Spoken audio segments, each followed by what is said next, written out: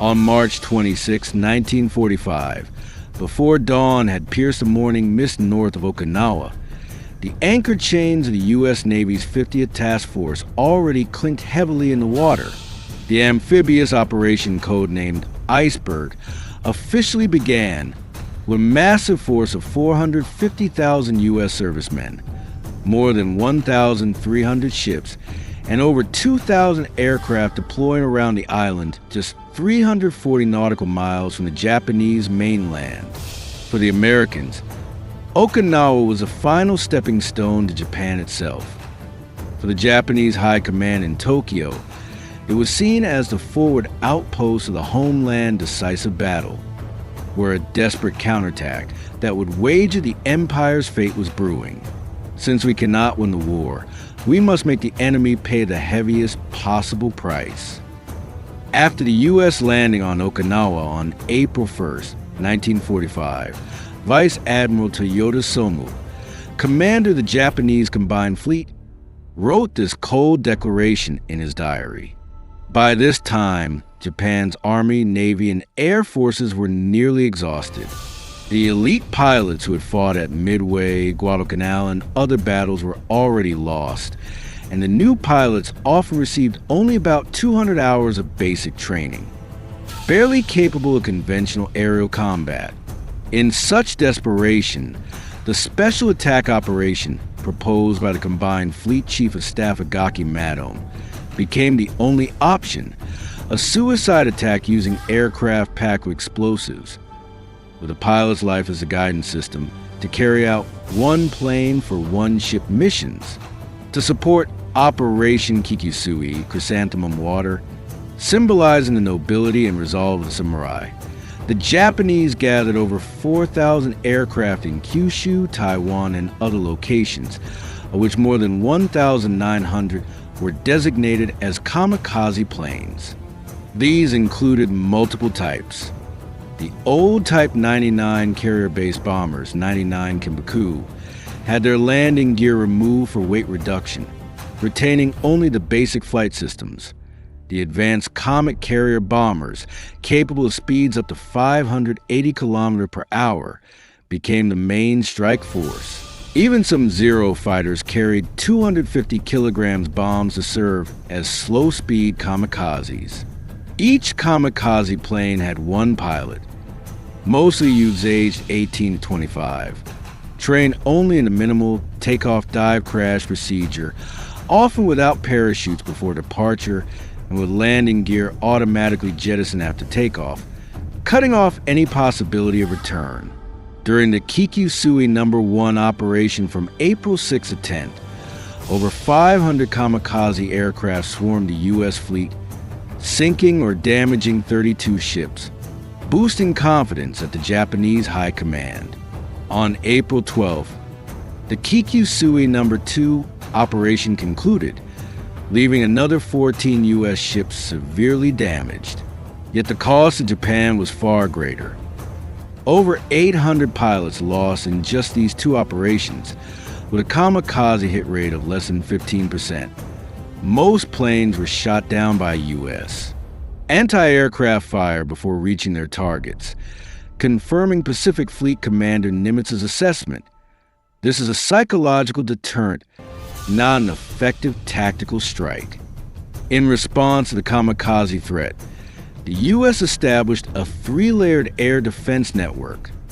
The outer layer patrolled by carrier-based aircraft, the middle by battleship and cruiser heavy-caliber AA guns, and the inner layer by destroyer medium and small-caliber guns. But the most critical early warning component became the deadliest vulnerability.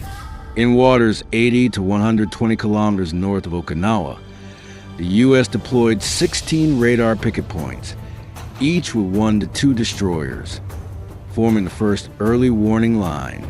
These radar picket ships were equipped with SG air search radars with maximum detection range of 110 kilometers, theoretically giving the fleet 20 to 30 minutes of reaction time. In practice, the SG radar had fatal flaws. It could detect low-flying targets only within 20 kilometers, while Japanese kamikazes often flew below 100 meters, meaning they were already only a few kilometers from the ships by the time they were detected. Worse, once a picket ship turned on its radar, it became the primary target for Japanese reconnaissance planes, drawing concentrated kamikaze attacks. During Kikyusui No. 1 and No. 2, for destroyers acting as radar pickets were sunk and 14 severely damaged. The fate of the USS Pringle was typical. On the morning of April 16, 1945, just before Kikyusui No. 3, the ship was struck by 3 kamikaze planes in succession. Its keel was bent and broken, and it sank within 8 minutes, with 62 crew members lost.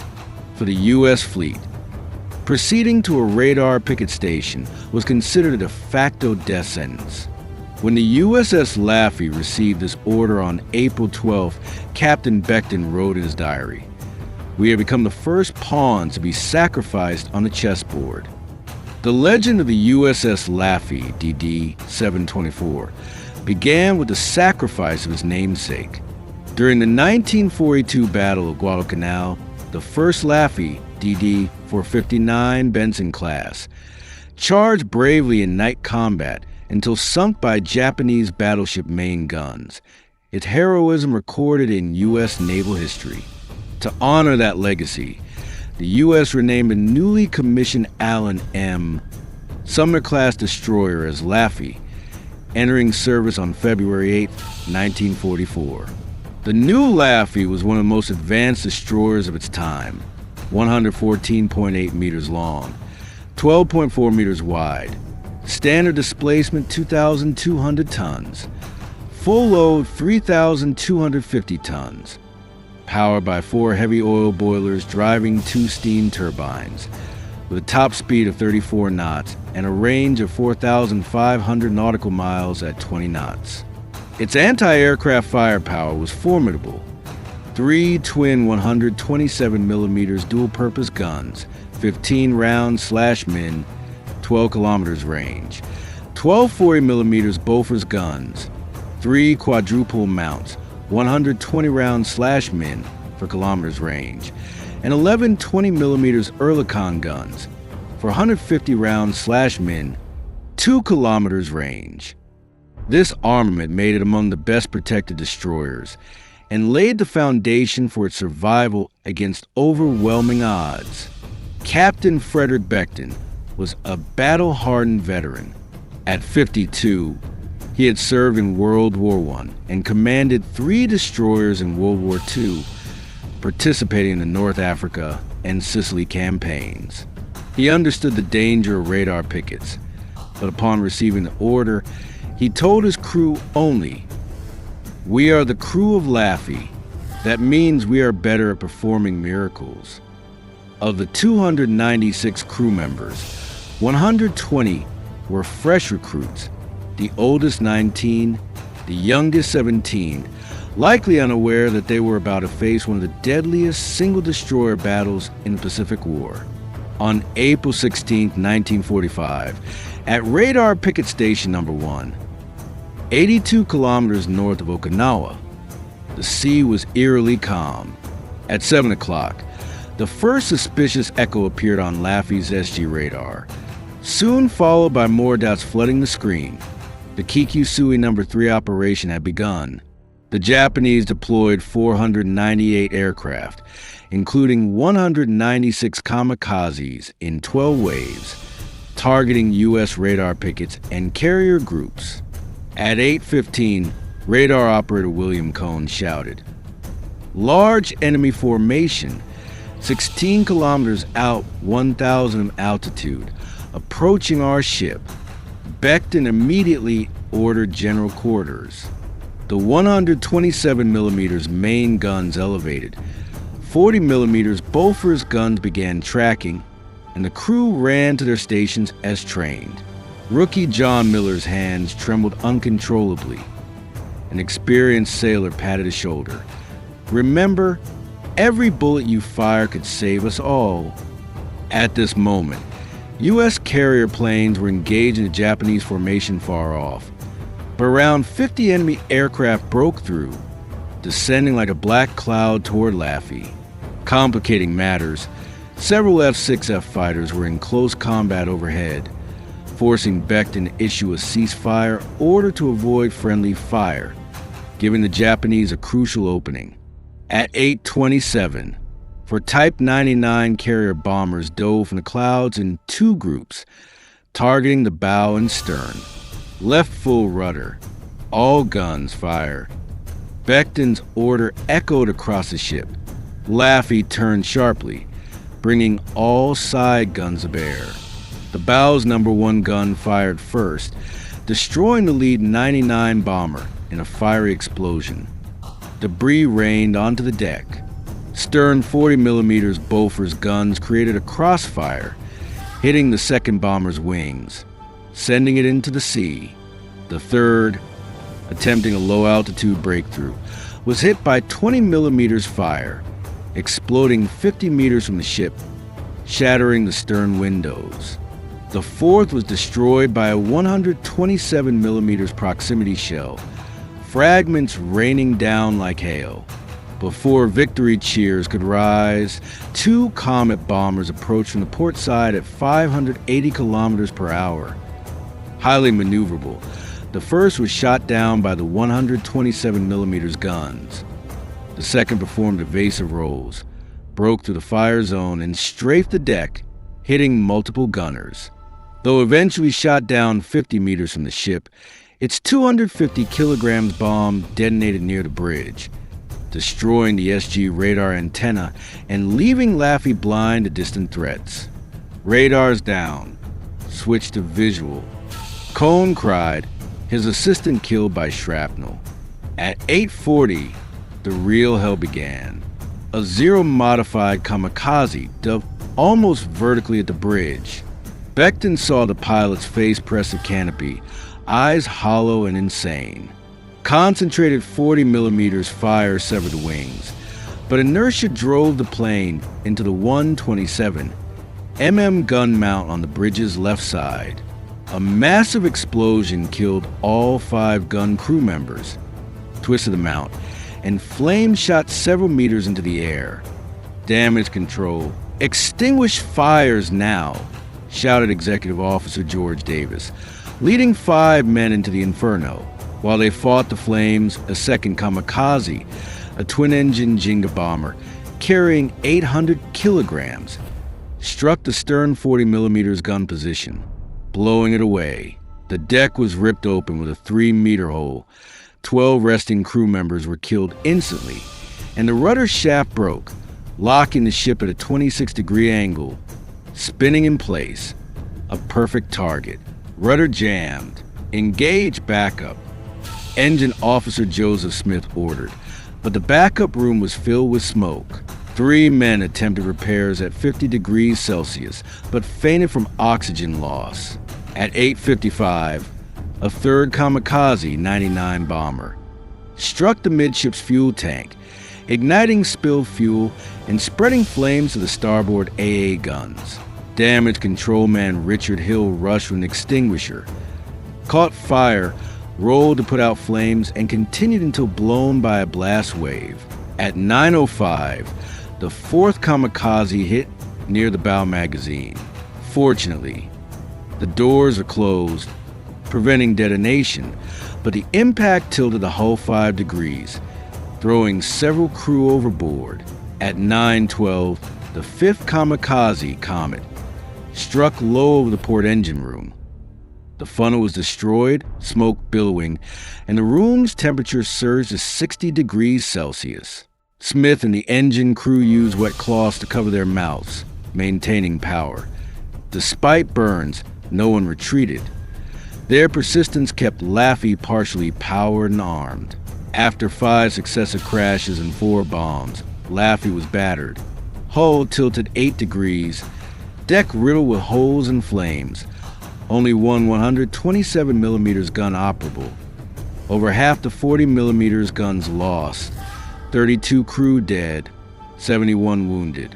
1/3 of the ship's complement, Davis advised. Captain, we've lost combat capability, Request abandon ship. Becton stood on the bridge wreckage, watching his crew and the approaching 6 kamikaze, resolutely refusing. As long as one gun can fire, we fight to the end. His voice over PA revived the exhausted crew. Port 20mm gunner Miller, wounded with a cut on his left hand, still operated the gun single-handedly, shouting fire. The Dents barraged down another enemy plane, his 3rd kill. Damage control was equally harrowing. Medic Robert Jones lost his right index finger to an explosion, but still knelt to treat wounded when discovering a man trapped under debris. He lifted steel with his left hand, bleeding profusely. Signalman James Wilson found an unexploded bomb wedged in the deck, pried it overboard at great risk, and was stunned by the resulting shock wave.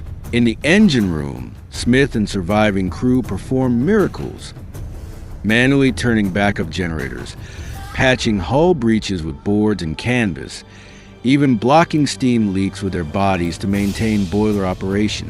When Becton called for a status check, Smith replied hoarsely but firmly, "Captain, power's on, we can hold." At 9:35, after 80 minutes of relentless assault, the 22nd incoming kamikaze was shot down by the last 127mm gun. The Japanese formation, heavily battered, retreated. U.S. air support arrived. 12 F-6F fighters emerged from clouds, shooting down 5 remaining enemy planes. Pilots, witnessing Laffey's battered state, exclaimed over the radio, "This ship crawled out of hell." At 12:30, rescue forces from USS Bennington arrived. USS Cass and Young's captain, seeing Laffey, could hardly believe his eyes. Riddled with holes, funnel collapsed, deck still smoking yet afloat. Boarding revealed crew sprawled across the deck, some crying, some silent, some giving thumbs up. Becton stood on the bridge, covered in oil and blood, finally smiling. Emergency repairs restored partial power, allowing Laffey to sail at 4 knots toward the Kerama Islands. On April 17th at 6:14, the battered ship entered port. All naval vessels sounded horns in salute, crew waving hats to the unsinkable hero. A reporter wrote, "Every steel plate of Laffey tells a story of courage and perseverance." Laffey's advantage lay in dense AA firepower and strong hull protection, while Japanese kamikazes relied on speed and maneuverability. During combat, Laffey fired 480 rounds of 127mm, 3,200 rounds of 40mm, and 18,000 rounds of 20mm, averaging only 1,100 rounds per downed enemy, far exceeding the U.S. destroyer average of 2,000 rounds per plane, reflecting superior training. Although U.S. radar picket tactics had flaws, the overall air defense system demonstrated strong coordination. During Okinawa, 27 radar picket ships formed a 120 kilometers radius early warning network, providing 12,000 alerts and shooting down 680 Japanese aircraft at the cost of 18 destroyers sunk or damaged. The system successfully intercepted 70% of kamikazes before they reached carriers. Japanese kamikaze tactics revealed severe resource depletion. In Kikusui No. 3, of 196 kamikazes, only 42 hit targets, a 21% success rate, costing over 230 pilots. Ironically, the one plane for one ship claim required an average of 15 planes and 16 pilots per U.S. ship sunk, far exceeding conventional ratios. 5 planes per ship, a tactical failure. Of Laffey's crew, 176 had participated in Normandy or Iwo Jima, averaging 8 months of combat experience. Captain Becton, with 20 years service, made critical decisions, such as closing magazine doors to prevent detonation and using backup communications. Japanese kamikaze pilots were largely quickly trained cannon fodder, averaging 40 hours of flight training in April 1945. Many unable to fly at night or perform complex maneuvers. Of the 22 attacking Laffey, 18 were first-time combatants, 10 under 20, a captured pilot wrote. We knew it was suicide, but obedience was our only choice. The instructor said it was the only way to serve the Emperor. Laffey's battle did not end with Kikusui No. 3. Its legend grew post-war as a symbol of U.S. naval spirit. On April 17th, repairs at Karamo were deemed as difficult as a rebuild, yet 120 repairmen and 500 tons of steel restored its seaworthiness in 5 days. On May 5th, arriving in Seattle, tens of thousands greeted it with flowers. The Seattle Times ran a full-page feature. This ship created an immortal naval legend. Laffey received unprecedented honors. 18 crew awarded Bronze Stars, 16 Silver Stars, 2 Navy Crosses. Captain Beckton awarded the Congressional Medal of Honor. President Truman said, "The crew of Laffey proved that no hardship can defeat the U.S. Navy." After 3 months full repair, Laffey re-entered service on September 6, 1945, after Japan's surrender. Over the next 30 years, it served in Korea and Vietnam, completing 210 missions, downing 3 aircraft and sinking 5 enemy ships, becoming one of the longest-serving destroyers in U.S. history. On March 1, 1975, Laffey was officially retired. The U.S. Navy converted it into a museum in Charleston, South Carolina. Opened in 1977, it displayed weaponry, crew diaries, and combat relics, attracting over 500,000 visitors annually, a veteran wrote. Every steel plate here tells of our youth and courage. Laffey's story is not just a war legend, but a reflection on courage and conflict. Its unsinkable nature resulted from equipment, tactics, and resolve, contrasting with the kamikaze pilot's desperate courage. Rational endurance versus despair-driven recklessness. At the museum entrance is inscribed, "We commemorate not war, but the human spirit and courage in war." Every April 16th, surviving crew or descendants honor those who fell during the 80-minute ordeal. In Japan, more reflection arises. A kamikaze diary reads, "I did not want to die, but I did not want to see my home destroyed. Yet our sacrifice brought no peace." From hell of Okinawa in 1945 to quiet Charleston Harbor today, USS Laffey witnessed war's brutality and peace's value. Its legend is not only surviving 5 kamikaze hits, but embodying courage, resilience, and humanity. Touching its scarred hull, one can almost hear the guns and shouts. Reading crew diaries, one feels their steadfastness in desperation.